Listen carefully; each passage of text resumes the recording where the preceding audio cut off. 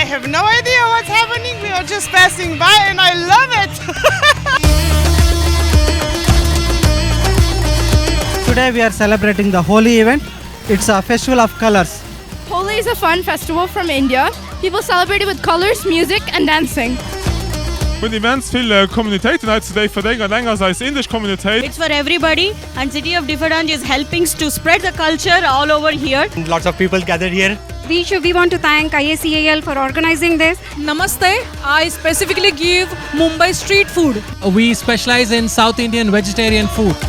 The special thing about Indian dancing is that there's only not one type, but there's different forms of Indian dancing. Yeah, it's really fun and it's really nice to look at it. My name is DJ Gavin. I'm also known as DJ Moksh. Today is going to be a mix of a lot of Bollywood music. It's a photo booth where all the people will come and take the photo for a special memory. These are specially designed Indian jewelry. And I'm really grateful for Differdange that they are organizing this event. We are showing our happiness by playing with others. So that's the thing about Holi. My favorite color is yellow. Green. Yellow rouge. Green.